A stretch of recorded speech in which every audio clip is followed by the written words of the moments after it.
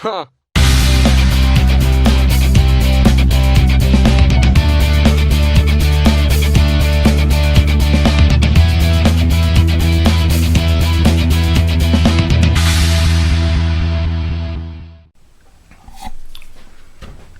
Hi folks, Dane here at Jonah Guitars, and just out in the shop for a while this afternoon, and I'm going to flush trim some fabric on one guitar body. This has had a coat of the polyester Easy Seal, and I'm going to route the edge of this stuff off here, and then I'm going to round over a couple bodies of the fabric, and also this mahogany backed with some maple in it, and the maple burl top. I'm going to go ahead and round that over. Then I'm going to sand everything out. Now I'm debating on whether I'm going to go ahead and pre-dye with black on this one and then sand it back and then do either a natural over that or something. But anyway, what I'm thinking I'm going to do is go ahead and put them up on reverb as they are, and they'll be priced basically considering a normal route for a Strat on both of these with round over and finish, completely finished. I haven't quite decided at what price point yet, but they'll end up on reverb, and unless you just want to notify me or contact me right from the video, and we can talk. But because I don't want to route them yet, because there's the possibility that somebody might want an HSS rather than all three single coils. Somebody might not want a pick guard on something like this. Although the weight of this guitar, I would recommend a pick guard and a swimming pool route and get some of the weight out of this thing, and then you could put any electronics in it that you might want. I would happily route a lot of the middle of this guitar out to lighten it up. I think it's going to be a beautiful guitar, but if you want to see all of I should lower this a little bit. If you want to see, and you can't really tell with this without it being wet, but I want to, you might not want to cover this up with a pick guard, but at the same time, you still have all of this with the pick guard, and I think that it would be beautiful either way, and I would say it would be preferable to be lighter necessarily than having every little square inch of burl showing. In this case, this is just really heavy. This is mahogany. This was a heavy piece of mahogany. I didn't realize how heavy this was until I was throwing these pine bodies around. These pine bodies are coming in at well under 4 pounds, so the finished guitar is going to be more like 6.5 to 7 pounds. So anyway, I'm going to go ahead and take a little footage of the process, pop it up there, and then maybe some closing thoughts on that. So stick around. All right, here we go. Got my dust mask and my earplugs. Don't have any dust collection going because it's just not convenient where I'm sitting. I put my bandsaw in the corner where I have my dust collection. That might have been a mistake, but I love my bandsaw. Alright, I'll turn it down, play music or something. But just in case, it's time to plug your ears.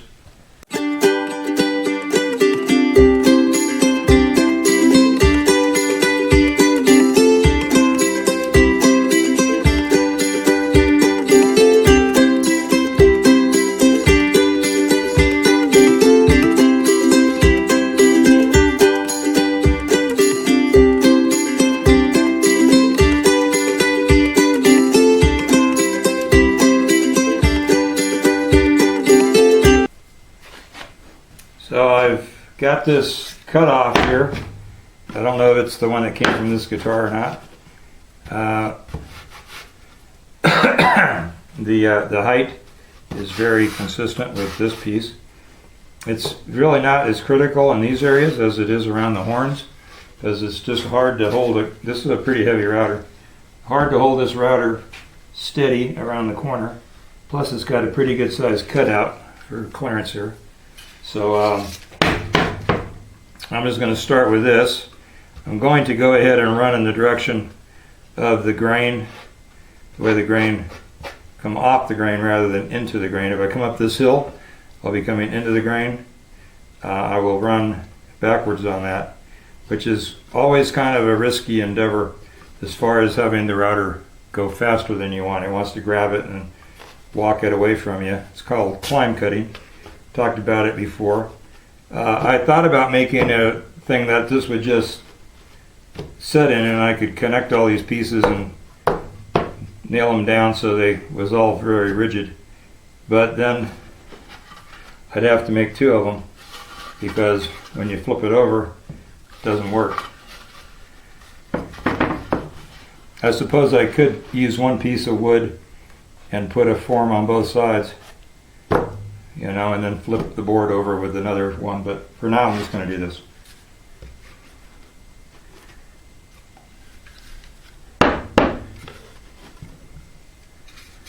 And I'm not cutting full depth here.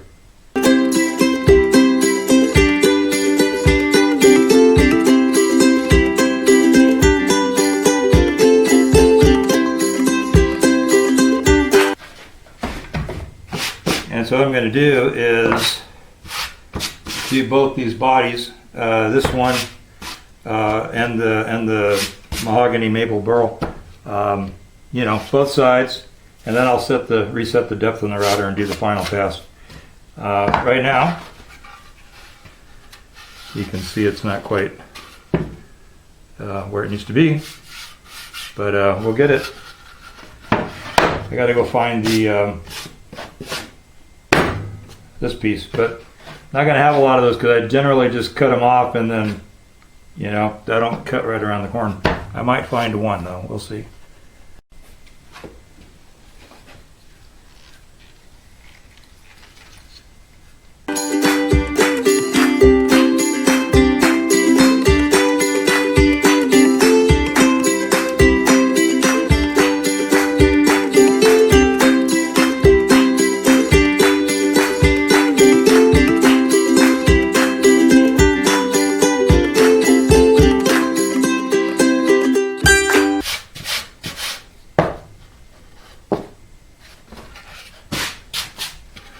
The other thing I might point out on this while I'm here is that on the back you have to just stop short of where the plate goes, because if you get into here you overstep into the plate footprint, and if you do that you're screwed.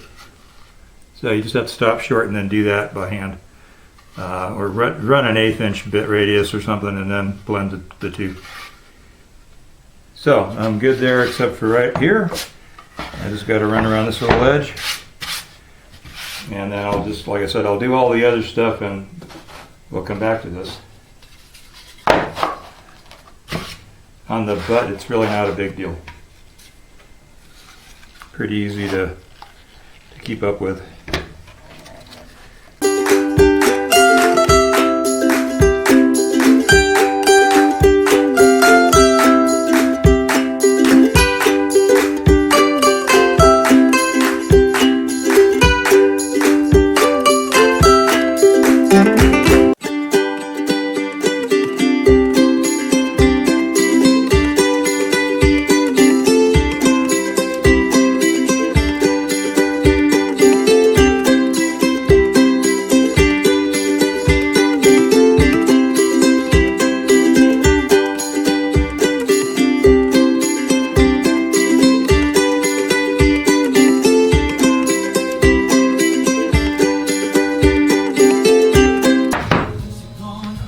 There'll be a copyright issue on this commercial.